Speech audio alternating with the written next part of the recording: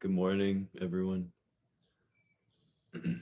Want to remind folks that this talk this morning is being recorded and will be on Great Tree Zen Women's Temple YouTube page.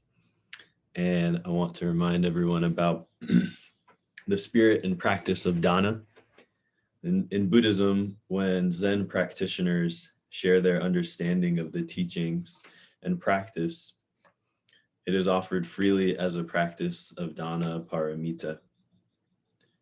Dhana is a Pali word that means generosity or to give freely.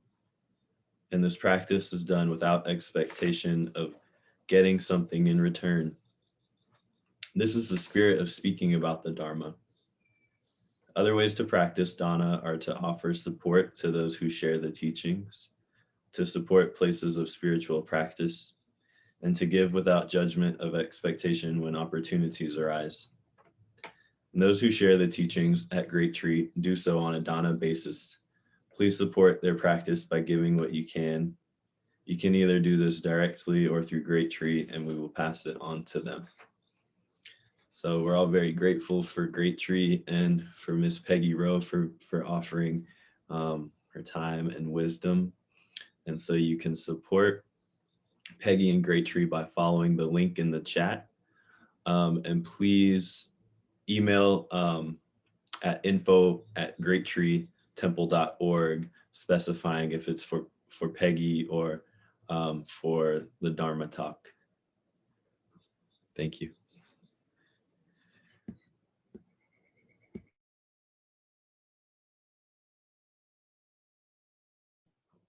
You're muted, Ann. How many times have you had to tell me that? Okay, we're really pleased to be welcoming Peggy Rowe this morning to Great Tree, and looking forward to hearing her talk, What's Love Got to Do with It? Peggy grew up in the beautiful lake country of Wisconsin and has a strong connection with woods, lakes, and the natural world. She has her doctorate in adult education and master's degree in counseling psychology. She serves on the faculty of the graduate program in mindful leadership at Atlantic University. And she's also studied and practiced with many wise Native American elders. She met Thich Nhat Hanh in 1991 and became a lay minister in 1994 and an ordained Dharma teacher in 2000. She joined Thich Nhat Hanh in international exchanges throughout the world and has served as staff for 20 years. And I know that Tasia would also like to say a few words after she unmutes herself. Thank you for the reminder to unmute myself. Yeah, I wanted to say a few words. A lot of you know Peggy because Peggy and her husband, Larry, lived here in Asheville for a while. And I just wanted to say a few things. One of the things that impressed me most about Peggy and Larry is that when they first came here, they came to the Zen Center of Asheville, which is where I was at the time, and immediately introduced themselves.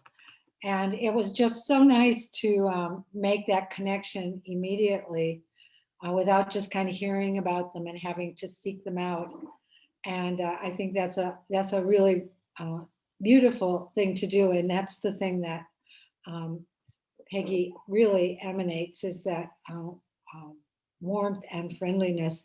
Peggy served on the board of Great Tree for quite a while and was really one of our best board members, and was here on our board when we purchased this property, and was part of that whole thing, and definitely brought her practice, her Zen practice to the board, which I am so grateful for.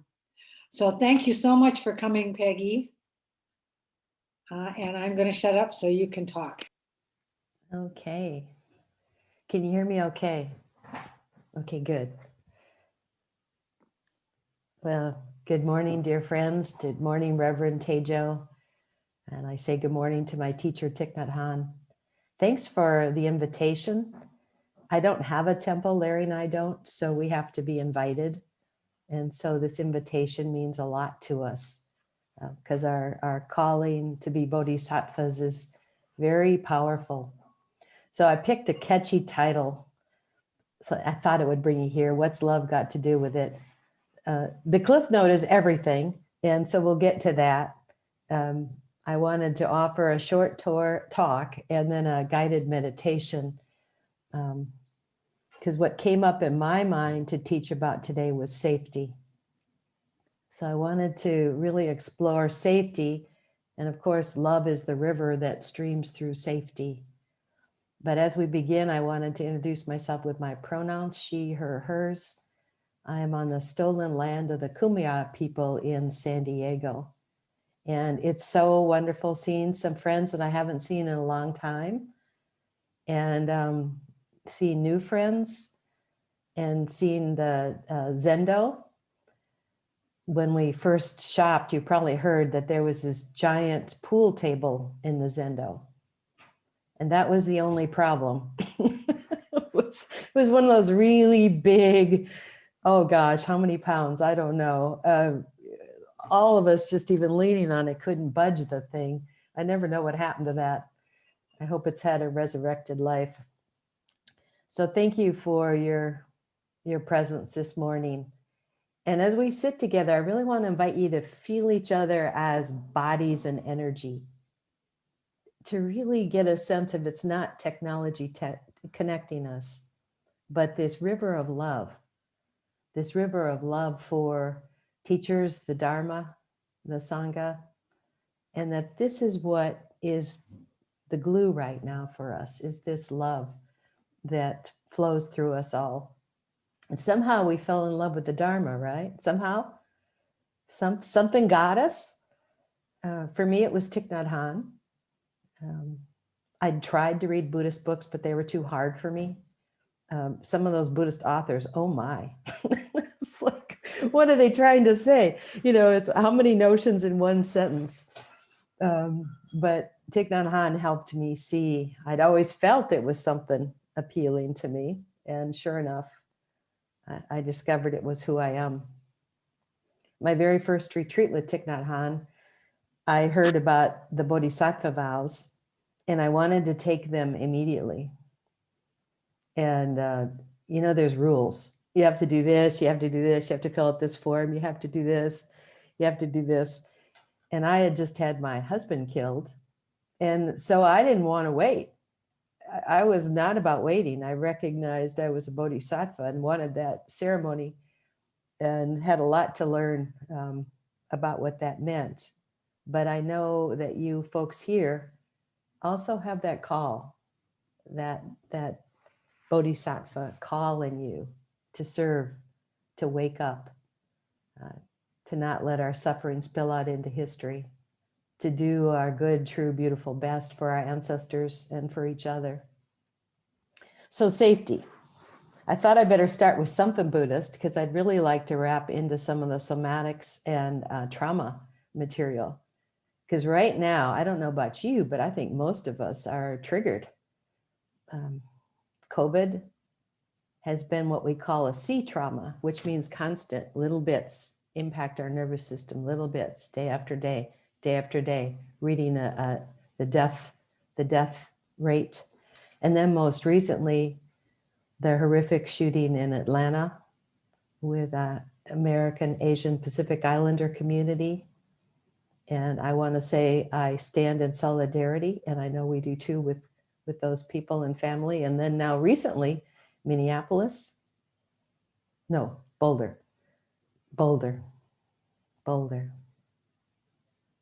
Yeah, so there's been 7 acts of violence, horrific ones, not just single person. That happens every day here, but 7 since January.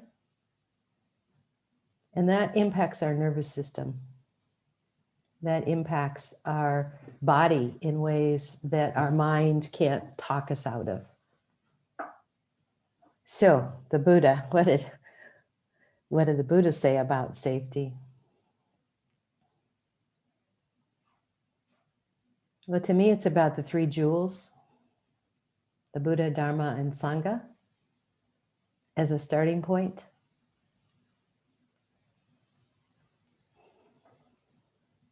We take refuge to awaken from our confusion and our ignorance. We take refuge to stay awake. And this is our protection. We generally begin by seeing the three jewels outside of ourselves. And as we continue to practice, they grow inside of us. I remember one time Thich Nhat Hanh was asked about, it was really a person that was being very critical with a question, asking him what he felt about being a guru and what it was that people thought they were just focusing everything on him. And his response was, he said, well, that's how we start. We see the Buddha outside of ourselves, and that's okay. And eventually we'll experience the Buddha inside of ourselves, that part of us that is always awake, always present, that just gets covered up with the red dust. So the Buddha, the awakened ability that each of us have that is awake, I'd sometimes have to try to talk to mine because it seems kind of tired sometimes, but it's there. And this protects us because life is going to give us ups and downs, right? That's the nature of life. That's the nature of life, to be this and that. But within us is this protection. So it does not offer us protection from the ups and downs. That's going to happen. But it gives us tools to help us, to protect us. And this is one of our tools right now is Dharma talks. This is one of our tools right now, practicing together and coming together as community. The Dharma. I think when I was first studying Buddhism, I really tried to find one definition of Dharma, and I couldn't. And to me, it's everything. It is like that river of love that flows through us. I brought a few symbols here today, and I think this is going to show backwards, but it's present moment, wonderful moment. But you see it backwards, right? This is one of the ways that my teacher, Thich Nhat Hanh, offers the Dharma to us, is with gathas, with reminders that we live with. So to me, that's a symbol of my Dharma that started with something outside of myself and has become something inside of myself. This is, can you see her in royal ease posture? Yeah, I really love her. Got her at a thrift store. She's kind of cracked, but look at her. Can you see her face? This is the royal ease posture. And I want to do a whole retreat on this. I had that inspiration 2 nights ago. But the royal ease posture is one of our manifestations of the Bodhisattva. It's one of the aspects of the loving kindness meditation. May I be safe, may I be happy, may I be at ease, may I be safe. So this posture, this presence of ease amidst the storms of life. Again, it can begin by seeing it out there, and then it can become an experience and a quality that already lives within us. But sometimes we need the reminder to see her out there. My other favorite reminder is sleeping babies, cats, and dogs. They embody royal ease when they sleep. So this is another way I really watch animals and babies sleeping, and then really see if I can find that quality of taking refuge in myself, taking refuge in this protection. And then the Sangha, here we are. I remember one time Thai said, there is no perfect community. And then he said, this is the perfect community. We also were taught the difference between ordinary and noble Sangha. And the big difference is that we're together hoping to wake up. That makes us noble. These efforts that are in the direction of love, in the direction of peace and beauty. And I had a few lines from some of Larry's poems for the Dharmakaya. This was the Dharmakaya, a short poem by Larry. The body of the Buddha's teachings, Dharmakaya. Standing in the night mist, I realize that I'm being witnessed by all things. So I'm going to read that again. Dharmakaya, the body of the Buddha's teachings. Standing in the night mist, I realized that I am being witnessed by all things. And then a short poem from Larry on Sangha. A full and open heart of just one person is enough to change the world. Two full and open hearts of two people can cause the sun and moon to dance and the stars to shine ever brighter than before. So we're reminded with the three jewels, and we're encouraged to take refuge. And I think each of us has a little bit different definition of the jewels and refuge, which is what I want to explore later with the guided meditation. So I want you to really get this embodied. You know, it's one thing to have something in our neocortex, and it's another to get it down here, way down below our belly, where we can be solid. And I'm going to try to pronounce this right, imperturbable. Imperturbable. That's a word Thai loved, and I, as a dyslexic, I have a real hard time with that. Imperturbable, yeah. Did I do it right 3 times? I must get an award of some sort for that. All right, I want to say it one more time. Imperturbable, yay. Okay, having a moment. Okay, so taking refuge. I think the other aspect of the teachings that really encourages us in the direction of safety and love are the mindfulness trainings, the precepts. When Thai, I think it was the first year I met Thai, he talked about coming to the West for the first time, and that the Western teachers realized that, the Eastern teachers realized that Western students could not begin with rules, that we were burned out with rules, with our religions that didn't live up to the rules. And in Asian countries, as a student, you begin with the trainings, the precepts. You attend a retreat, and the minute you walk in the door, you receive the trainings or the precepts. In our country, that's been more later on. And even Thai changed the word from precepts to trainings, because he was hoping people could see them as not a rule, but as a living kind of ethical guidance that flows through us. So for me, that's an important quality, is to settle in with, the ethical framework from the inside out. What does that mean? What does that mean to not kill, not steal, not to communicate properly, and deep listening? And that also grows from the inside out.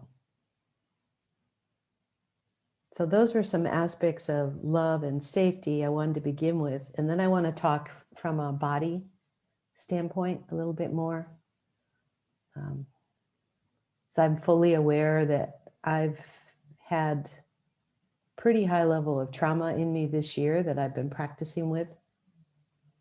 January 6th at the Capitol reactivated hate crimes that I'd been, what do we call me? A victim. Larry and I had our house bombed, and I was in it. And we didn't even get put in the paper for that. That didn't make the newspaper. They didn't investigate it. I was the only person that was investigated. And they had triple levels of investigators to investigate me. So by the time the third round of investigators came, I was almost ready to say I had done it. So the January 6th really triggered what it's like when your community isn't there to support you.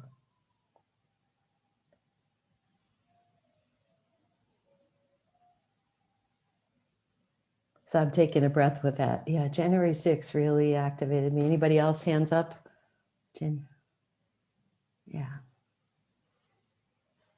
Yeah. So recognizing this is important because we can shift this. This is where I want to go next in looking at resiliency, in looking at how to have a user's guide for our body and how we use our practice to help stabilize and strengthen ourselves. So again, I go back to the 3 jewels here. This is solid in me if I practice with it. So I can't just not practice with the Buddha, Dharma, and Sangha in me. I have to really take the time and have the patience.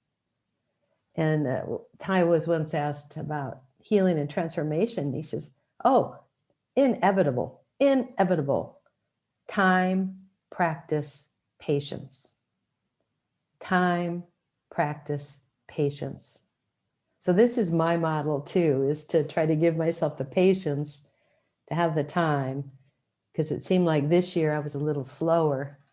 And I believe that's been the impact of COVID, the daily shift of death toll in the news and having my whole life changed.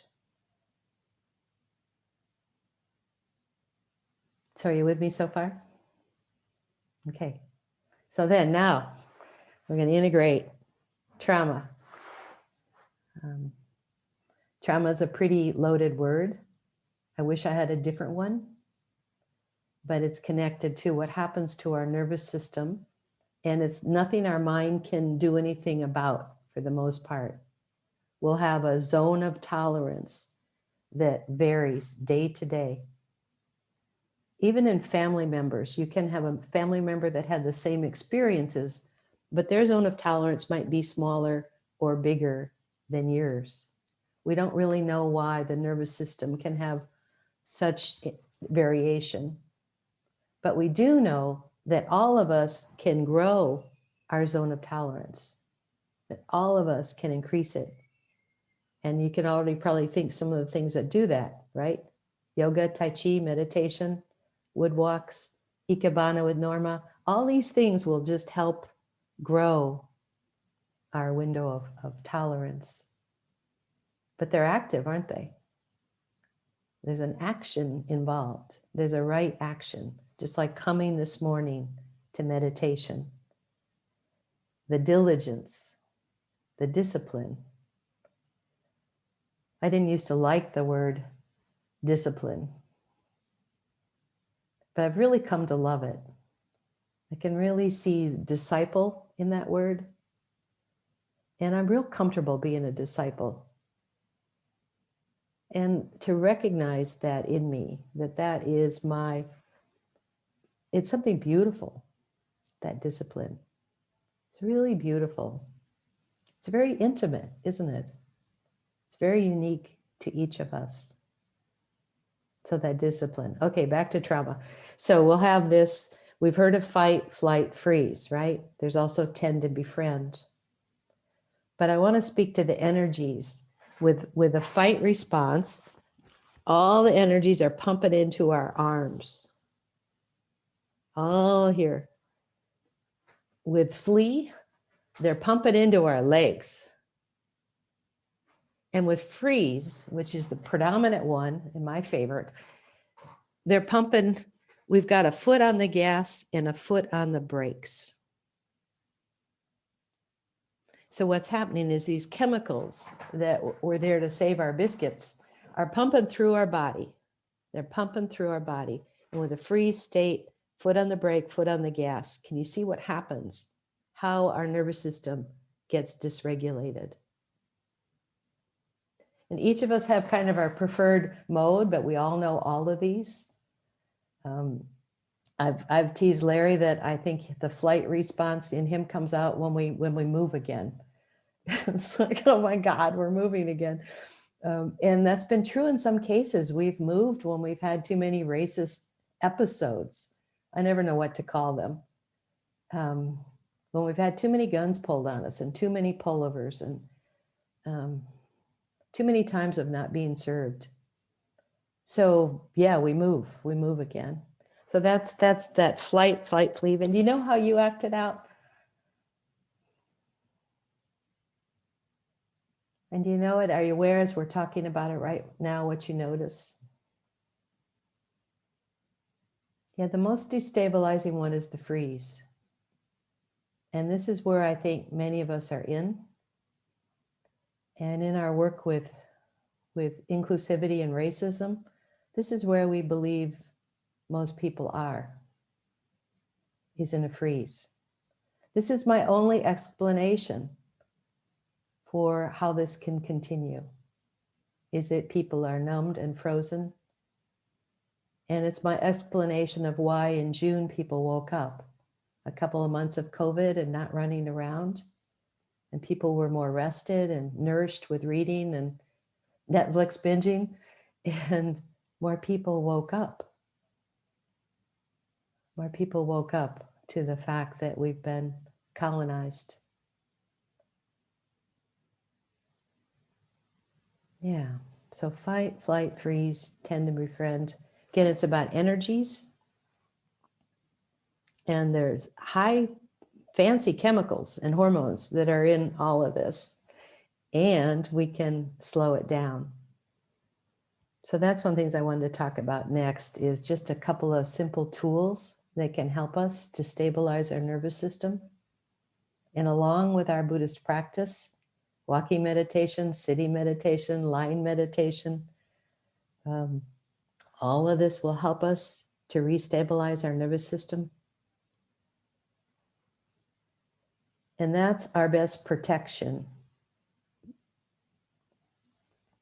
And along with this, what's love got to do with it? The Buddha was very clear about loving, bringing the energy of love in first, right? We put the masks on our own face first. Buddhist teaching is very clear. We extend loving kindness practice to this person first. And if that didn't work, we bring in some easy to loves and we keep fueling the pump until we can get to a point when we can extend love out, right? So we begin with light. And there's a line in one of the teachings that Thai shares is that my resource for practice is my own peace and joy. My resource for practice is my love. My resource for practice cannot be destroyed. It's unlimited. Yeah. So a little bit about the nervous system. And if you're comfortable, we're going to just do a 2-minute shakedown. And you can do that from your chair, or you can stand and move, and you can turn off your picture if you're embarrassed. But we're going to do a 2-minute shakedown. Yeah, you with me? So what we're doing here is we're recognizing that the nervous system has to slough off some energy. And as we've studied in the field of trauma, we've watched animals do this without being told to. You know, there'll be a deer that runs for her life, and then she collapses in the grass.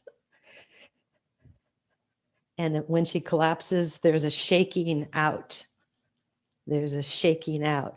And what we're also doing is making sure that our arms get shaken out, because this is where with the fight energy gets stuck in our arms. And with the legs, the running away energy that gets stuck in our legs.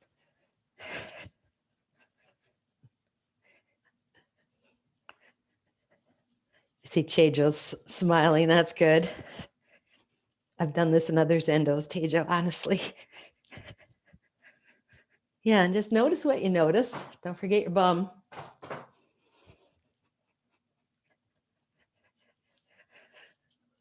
Breathing, feet on the ground, those on the ground. If you're in a chair, feet. We got 30 more seconds. This is recommended to do a couple times a day, and I recommend it before meditation. 2-minute shakedown or 3 minutes.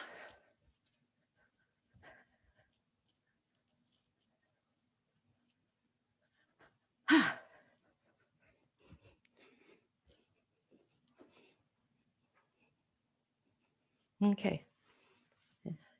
Another thing that's really helpful is to rub your heart. Breathing.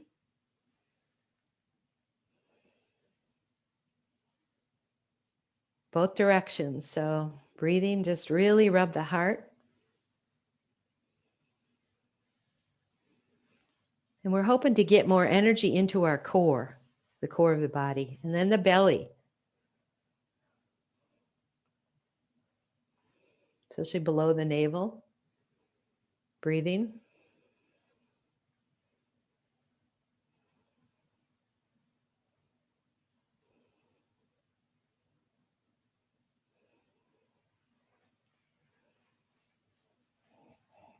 And then this posture with one hand on the heart and one on the belly.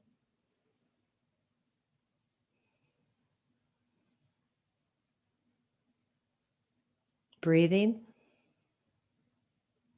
And noticing what you notice as the energies move through your body.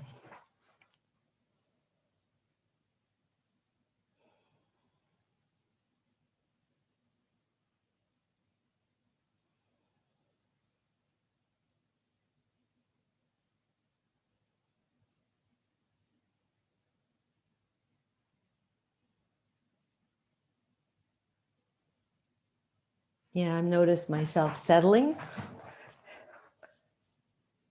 dropping into myself.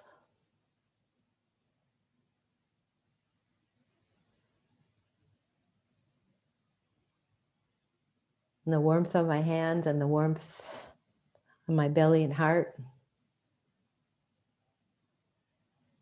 I noticed as we began, my belly was a little cooler.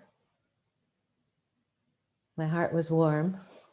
It's awesome seeing you all, being together. And this posture is really a great one for panic attacks. If you know anybody, to really imagine a hand on your belly and a hand on your heart. And there's like a golden flute that connects the belly and the heart. And that flute helps the energy move through.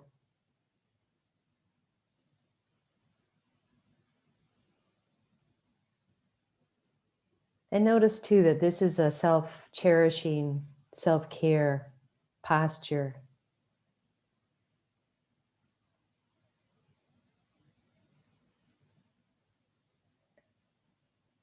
And another one that's really great, because it's so simple, is just putting a hand on our head. And you can even do the back if you want to, or both here.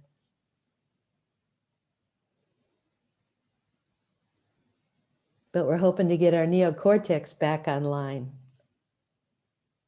as we get hijacked by our nervous system with fight, flight, freeze. We can shut down our neocortex.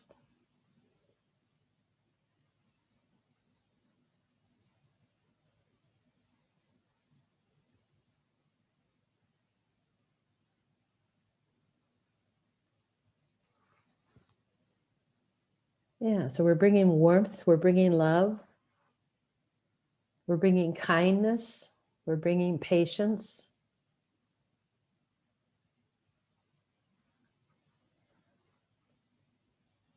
Because our mind can go offline. And we're saying, welcome back. Just notice the sensation of your hand on your forehead and the warmth. We can do this with kindness.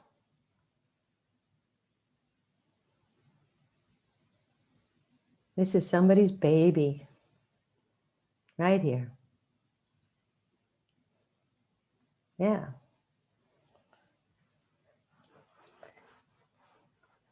And one more thing that can be really useful when we get scared, we get frozen, when we realize that we're closing in. This is from physical therapy work of Pat Ayers, but she calls it the orienting response. Because whatever moment kind of stopped us, our necks get kind of locked, like a whiplash. So if we orient ourselves in space by moving very slowly and looking to the left, and again, really slowly, gazing and looking to the right, and again, noticing doors and windows, and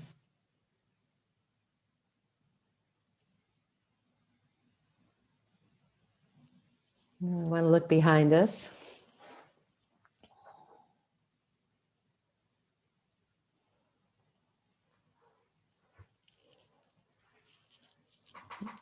Above us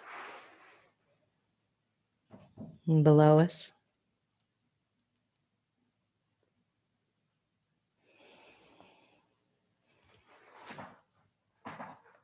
And this helps us have the Google map right in front of us. The Google map says we are here, right here.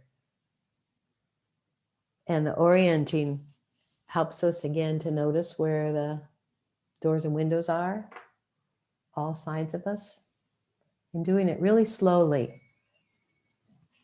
Again, because we find that with any of these traumatic insults, that there's a lock with the neck too. And so this helps to release that tension that we didn't even really know was there until we do this. Like, okay. And another thing we can do with the orienting response is look for a resource of love as we look around. So we add that too. We notice, what resource do I see outside of myself? I loaded up the altar today with Ty and Dr. King, and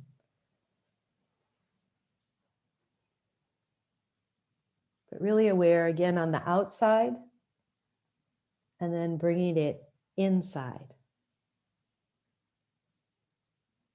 Yeah, so just really enjoy the sensation of moving slowly with the breath, orienting yourself to being right here, right in the middle of your holy life, right in the middle.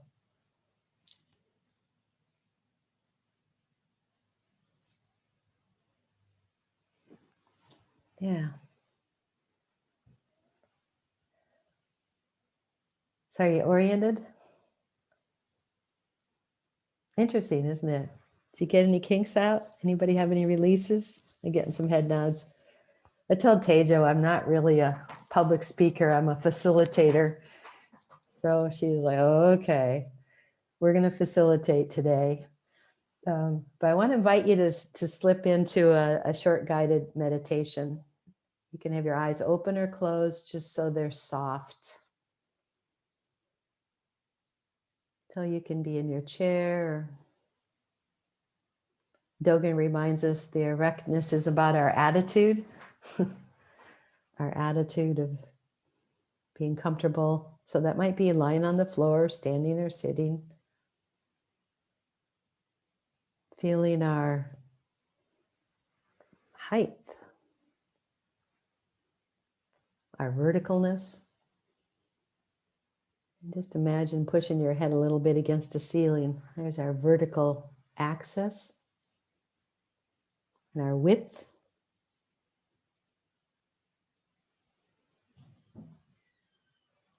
And then leaning back to make sure we're in our back body.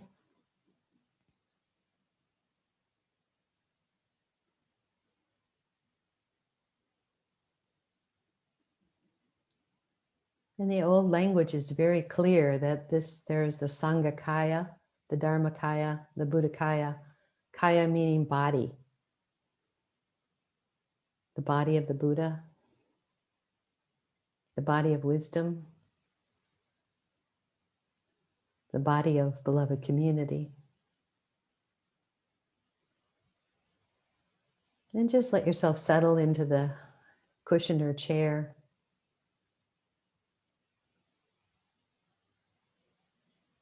Drop in. This weekend, you might just notice what you notice. We did quite a few somatic exercises in a short amount of time. Just notice. I've noticed things are moving. Moving is good.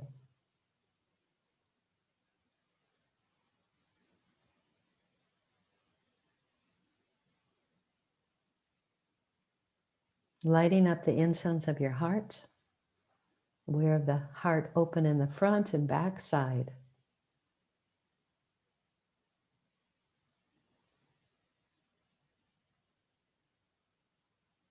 Aware of your breath.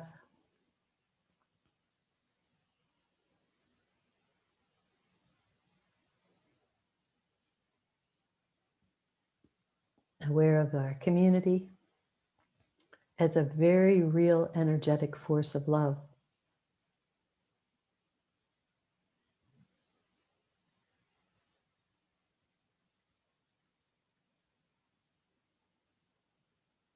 So I want to invite you to find your way to a safe, healing space in nature. This could be a place you've been to or a place of your imagination. But you can either lift up or imagine yourself walking into a safe place in nature. Some of us see things, some of us just know things, some of us hear things. So tune up your senses as you drop into a place of beauty and freedom in nature.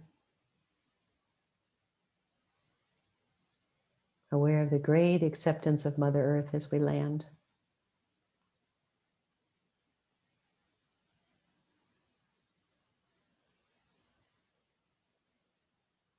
Brightening up any colors that you see, any sounds, any smells.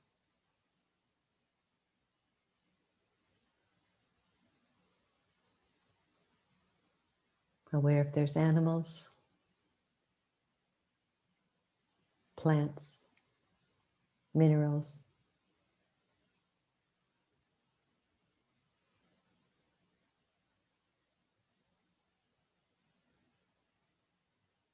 And if you want to orient yourself here, just to look around slowly to the right and left and back and above and below.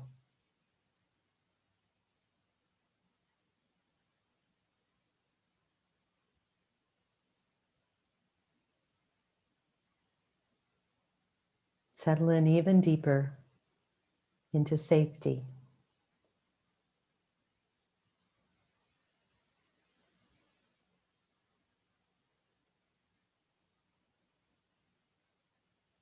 Safety around us, safety within us.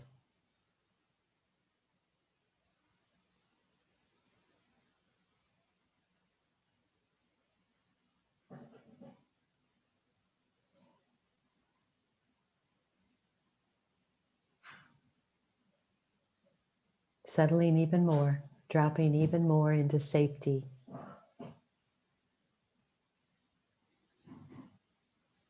Safety is one of the Brahma Viharas. It's an energy of love. It's an energy of light. It is sparkling and effervescent.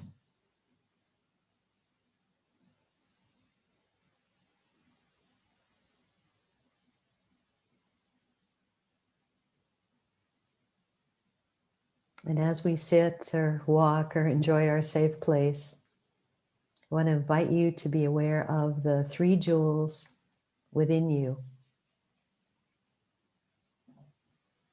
Your own awakened nature,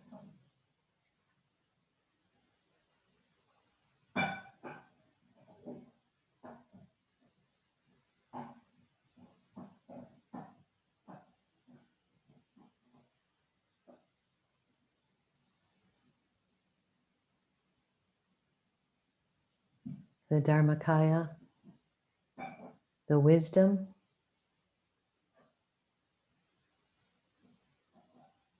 of this body, this mind, this heart.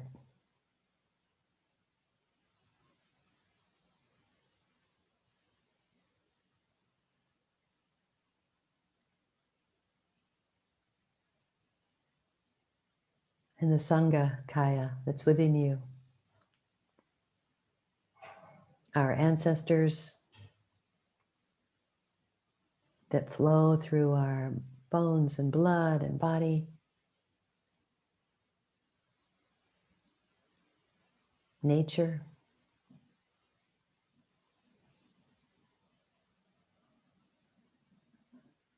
Mother and father. Teachers.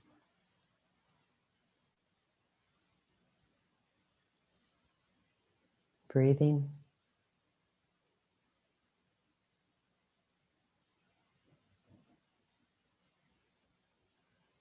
Noticing what you notice.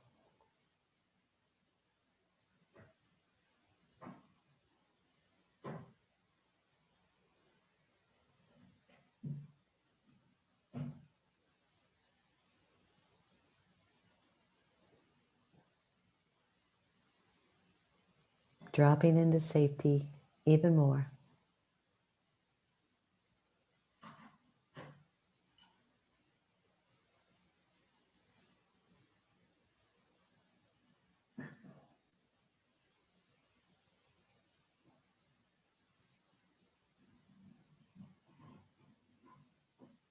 And experiencing deep refuge.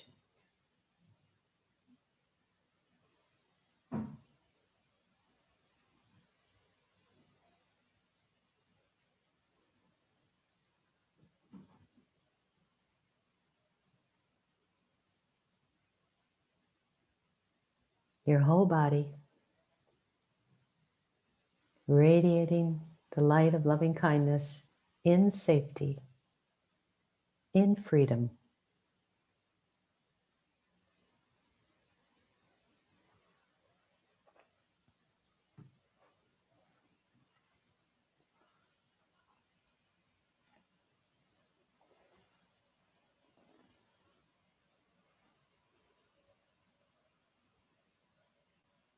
And while we're in our safe place, we're about to leave. I wanted to share some words from Thich Nhat Hanh as a blessing this day. May our heart's garden of awakening bloom with hundreds of flowers. May we bring the feelings of peace and love and joy into every household. May we plant wholesome seeds on the 10,000 paths. May mountains and rivers be our witness in this moment as we bow our heads and request the Lord of compassion to embrace us all.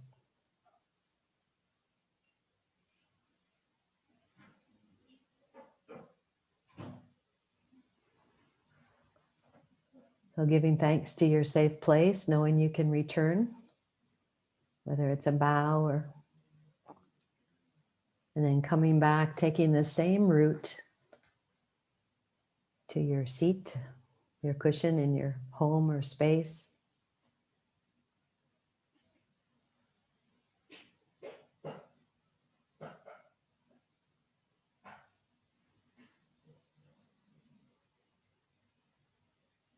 May I be safe.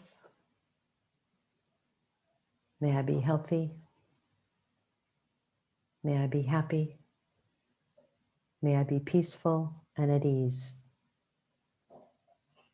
May you be safe. May you be happy. May you be peaceful and at ease. May we be safe. May we be healthy and happy, peaceful and at ease.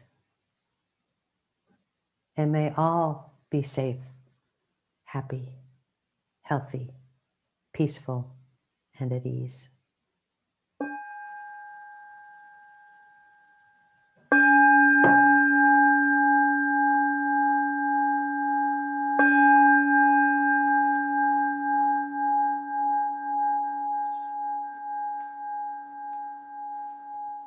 coming back and stretching. Oh.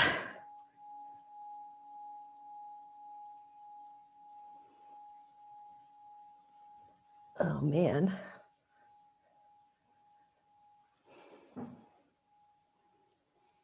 So I thank you for being community today and caring for yourself and each other. I want to encourage you to be brave. We've got good work to do in the world, and we need you awake, healthy, and alive, and refreshed. So thank you for this time.